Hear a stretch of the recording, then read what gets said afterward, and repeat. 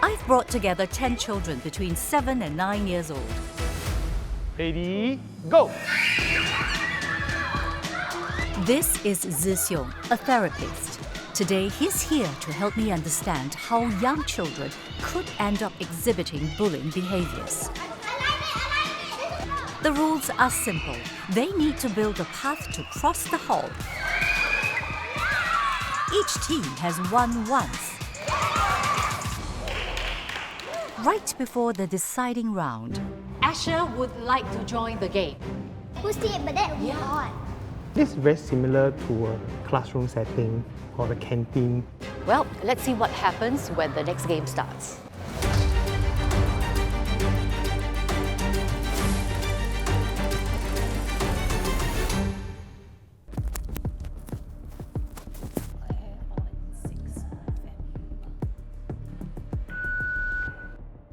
So, which one do you want me to do? Dissect her or end her life in school? that is the voice of a 9-year-old. The audio clip spread quickly across social media in August. It's from an incident involving 3 9-year-old boys who bullied a female classmate.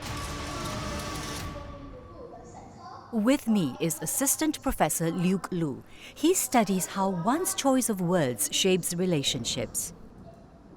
So we understand that this audio clip was sent to the child's mother after she had made complaints to the school about her child being bullied. Does this show that the speaker of the audio clip is not remorseful about the bullying at all? The speech produced here is probably a kind of continuation of the original bullying behavior. In fact, we can even say that the threats being made here are an escalation, right, of the original acts, because here it's dismemberment and death. What would make a child talk to an adult in this kind of language? Maybe the child is particularly grieved or some kind of grievance at school that pushes him to make a threat like that. Just analyzing the language used, what is it telling us? So let's take a look at the transcript here. There are Hokkien vulgarities right at the start. The boy is trying to enact some kind of gangster identity. The words like dissect or even end her life. So these are not really colloquial forms of language use. In fact, it can be seen as more formal kinds of language. Children do reproduce or mimic forms of adult speech quite often. The fact that a 9-year-old has heard of Hokkien vulgarities and so on shouldn't be a surprise to us. However, the child may not be fully aware of the kinds of social stigma associated with a gangster identity in a place like Singapore. The 3 primary 3 students accused of repeatedly bullying a female classmate have been disciplined. But the investigation revealed a twist. The young victim herself had allegedly been hurtful to others too. And it's why Talking Point is once again investigating school bullying this year. But this time, we are focusing on children below 12 years old. Why are our kids behaving this way, and what can we do about it? Earlier this year, we conducted a survey. Out of 1,000 secondary school students across Singapore, 30% say they have been bullied before. And of those, 60% say their first experience with bullying was in primary school. 3, 2, 1, go! This brings us back to the game we showed you earlier. We watched them work together to form quick friendships.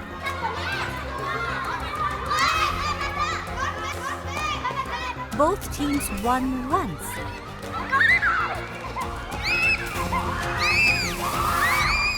In the deciding round, we introduced a twist. A new child joining late. How old are you, Asher? 7. Asher is 7. And Asher, would you like to join the game? Yes. Sit down and you have a discussion. See how you all can incorporate Asher into the team, okay? The rules stayed the same, 5 against 5, so someone would have to drop out. It's designed to test what happens when things don't feel fair. Your leg show you. Yeah, your boy. Him, raise up your hand. What are you talking about right now? Like if you raise up your hand, that means you want the person to get kicked out. No. Okay, so raise up your hand. Then who's out of the game? One of us has to go. Wait. Then Asher no play. Emotions are running high. So he has 4 legs. So we can't lead. We can't lead. He has really small legs. What if he actually good? But we don't know what Asher can do. Why do we have to take the risk? And you have to pick out a new one if he comes in. I realized that with the introduction of a new player, the entire atmosphere has changed. Yeah. You told them that Asher is going to join, then this is the deciding round. You can see that when you ask that question whether who is going to take him in, their faces will change. They will feel threatened. I may no longer be the group. That's why they may act out in a different way. First, let's think about strategizing. How about let's strategize the more mature ones, just let it stay. Whose birthday is first? I'm the last one, not December. February 21. I'm January. I'm July. Of course. I know that you. Okay. Yellow team decided that Asher would take the place of their youngest boy. Asher joined this team that ended up losing the race.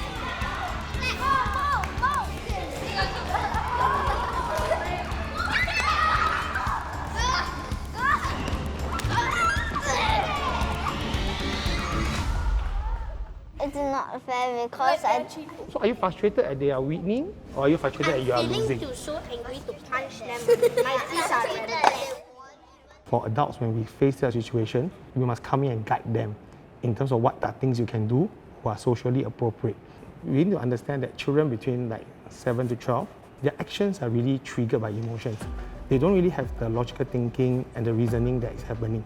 So if you're able to teach the child emotional regulation, instead of lashing at people, hitting at others, or shouting at people, he will actually walk away, do breathing exercises to calm himself down. How the two groups reconciled Yeah. the introduction of this new player. What are your thoughts? When children are emotionally regulated, when they are calm, they are able to logically come up with ways to handle issues and challenges. So when they are emotionally regulated, it turns out well.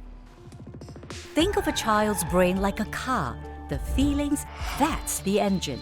The part that helps us think and make choices, that's the brake and steering. In childhood, the engine is powerful, but the brakes are still growing. When big feelings hit, hands might push, words might fly, before the brakes can slow things down. When hurtful behavior is repeated and targeted at the same person, it's a clear case of bullying.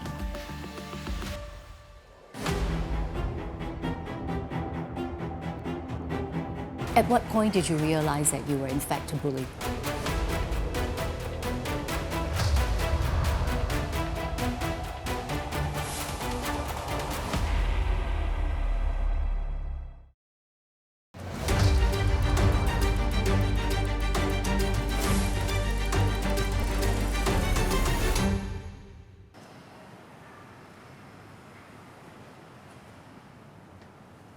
Basically, when we're going home, I have to walk past this corridor to my place.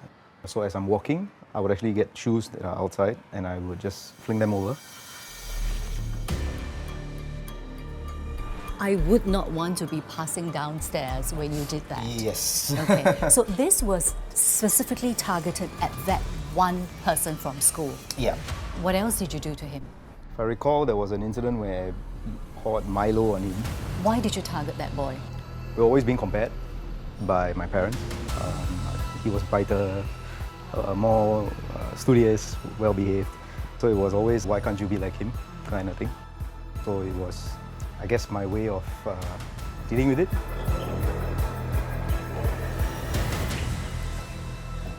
How old were you then? P2, P3. Were you a bully? At that point in time, I would say I was just pranking or doing something that I thought that would be funny. But down the road, it would be considered as bullying because it's repeated to the same person. Did you have other types of bullying behavior? Yeah, back in school, I would say calling people names, targeting their size, hiding people's worksheets, just so that the kid gets into trouble, that kind of thing. Yeah. Why did you do it? To get the attention from other peers that I wanted to be associated with. You get noticed when you do such behaviors, and we're all laughing together. I called somebody a name or two, and then a peer of mine laughed. And then during recess on that particular day, instead of me having to ask, hey, can I be in your team? I was called upon. Hey, come join us. So that was kind of like a reward for you. Yeah. In my head, I was like, okay, I didn't do anything too major. I didn't hurt a person. At what point did you realize that you were in fact a bully? Secondary school, played basketball. It was a very Chinese-dominated sport at that time, and I was the only Indian. I was on the receiving end of comment. There were names, racial slurs, vulgarities, given that it was repeated. Even though it was just words, it was hurtful. Then I realized that the hurt that I caused would be considered as bullying.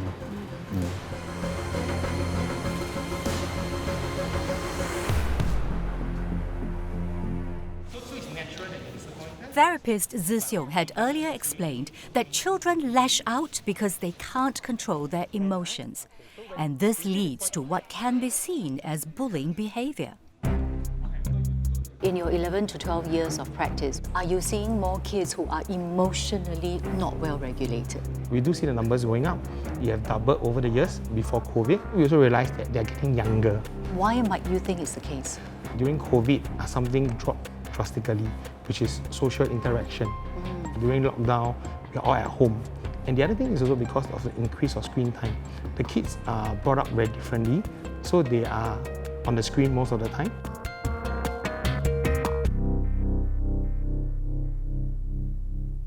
My favorite game is Call of Duty because you can design your gun. Roblox. If you can team up 2v2 if my friend's online. My favorite show is K-pop Demon Hunters. Rocky Balboa, the boxer. Because he's very strong and he has a lot of abs. I want to become like him. These 8-year-olds love content made for older audiences. That's fast action and violence. How does screen time affect their emotions? We are putting them on neuroimaging devices to find out. The device measures oxygen levels, and we are focusing on the prefrontal cortex, the part of the brain that controls emotions. More oxygen means the child is using more effort to manage their feelings during upsetting scenes. First, a neutral scene.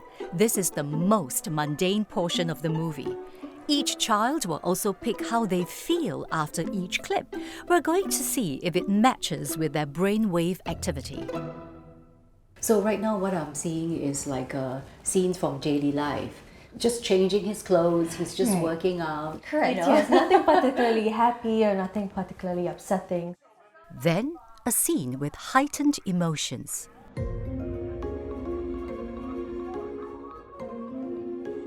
This is a mom and a dad who are arguing, they're shouting at each other, and such scenes can be a little bit difficult for children to manage. We keep thinking that the scene has got to be violence with blood and gore for them to emulate the behavior or for them to have trouble regulating themselves emotionally, but not necessarily. No, not at all. Now we are bringing in their moms. They are going to watch new but similar scenes. Again, one that is neutral and then one with emotional conflict. We want to see how the presence of the parent now affects the child's emotional regulation abilities.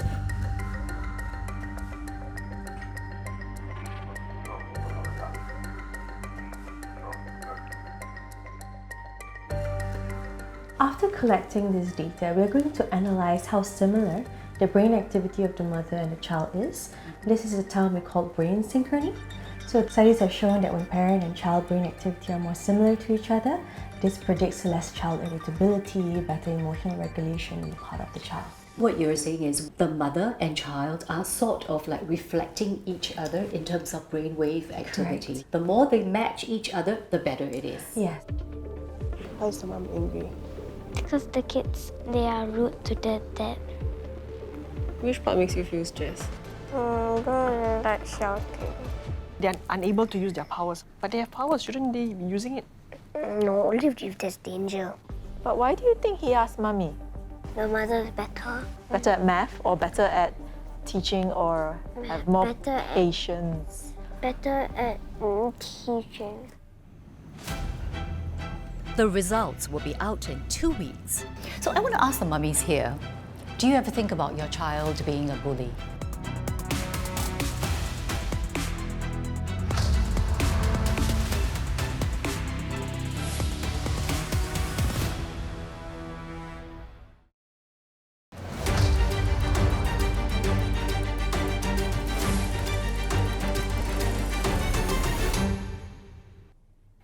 The young boy who used to be a bully I poured Milo on him. is now the one counseling bullies. I'm a PE teacher in the school, also overseeing the area of student management as well as CCAs, which means I actually deal with students with behavioral issues, bullying behavior, hurtful behavior, amongst other things. Do you think there is enough attention paid to nipping that bullying behavior in the bud? I would say that there is more emphasis to dealing with the situation these days as compared to my time, where teachers don't take hurtful behaviors lightly and like brush them aside and say, hey, you just say sorry and deal with it. And can any child be a bully? I would say yes, there's a possibility. The experts have told us that these days they are seeing more children who are unable to regulate their emotions. Is this something that you're observing on the ground? Since I started teaching, been around for about 15 years, I definitely see more students having difficulty managing their emotions. It could be them lashing out verbally or throwing things around, that kind of thing. But we do see it more often. Why do you think that is so? Parents are busy, they are working. Kids are actually more or less left to their devices. What they view on those devices, I feel it plays a significant part as to how they are able to regulate themselves. I get 1 hour each day for TV and games. 1 hour at after my school. At weekends is 2 or 3 hours. Just half hour. I don't really know how much that is. It only stops when my mom takes away the phone. Remember our 8-year-olds? We tested how their brains react to screen time and how it affects their emotions. Their mothers are back for the reveal. Greater brain activity was seen, but the child was watching the conflict scene on their own. Children were experiencing strong emotional reactions, but may not have the necessary strategies to manage these reactions and then calm themselves down. When the child then watches the conflict scene together with the parent, right? So the blue bar here, the brain activity is much reduced. So this suggests that the parent could have been serving as an external regulator to help calm the child down. So mummies, are you surprised by the difference between the two brainwave activity? Just the fact that you were sitting there somehow enabled your child to calm themselves down in the conflict scene. Who is surprised? I'm surprised by the big difference. The data is very drastic, but when we were there was no emotion on the child. But when you look at the data from their brain, you can see that it's a huge difference. I actually wonder whether regulating emotions and attention is actually related, because there are times where we sit with the child, yes, but while watching a show, sometimes you don't actually really talk, so attention is not there. Wait, are you saying that you are sitting next to her and then you are scrolling on Instagram, as I do? You're not, you're just physically there. Does that even matter? So there is this study that showed that when a parent is spending time with a child, their brain responses, and it showed greater synchrony, which refers to the similarity of brain signals. And then the mom engages in some kind of scrolling behavior, and synchrony was disrupted. And then later on, the parent and the child reported that it was difficult to then get back to that same level of interaction. After clearing emails, after washing the dishes, we have to be present. Eyes have to be on the child. The eyes cannot be anywhere else. So your kids watched excerpts from a movie, very short excerpts. Does it apply to all media that the kids consume these days? There's certain content that's more emotionally charged and more fast-paced. So for example, short-form videos on social medias might overstimulate the brain. So there's a lot of emotions and very little context. Children are seeing new information with every scroll. So imagine the brain's already so tired from viewing all those videos, and now suddenly the child feels frustrated. How is the child able to then manage all these strong emotions? Bullying behavior, really we're referring to aggressive behaviors. Proactive aggression, that is more planned and premeditated. Think about potentially sabotaging someone, for instance, right? And then we have reactive aggression. So that's your in-the-moment sense of frustration and anger. For children who are struggling with emotional regulation, then that's when they might have difficulties managing all these intense emotions that could potentially place them at greater risk of aggressive behaviors. So I want to ask the mummies here, do you ever think about your child being a bully? All the time. Why? My child is very outspoken in school.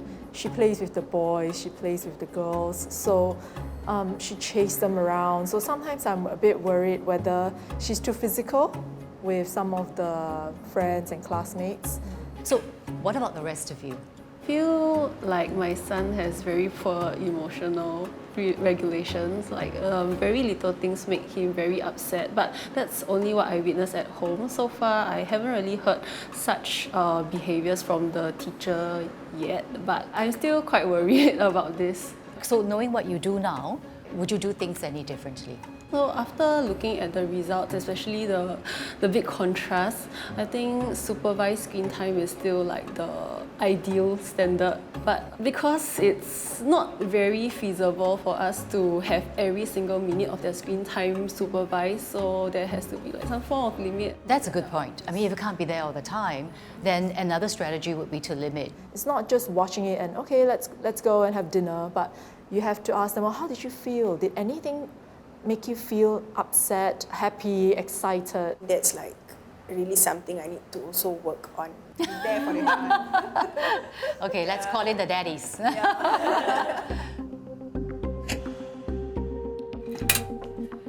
So what makes a child a bully? It's not just about being mean, it's about not being able to handle big emotions. Any child can lash out, but if left unchecked and repeated, that's bullying. That's where adult intervention matters to teach children to understand and manage their feelings.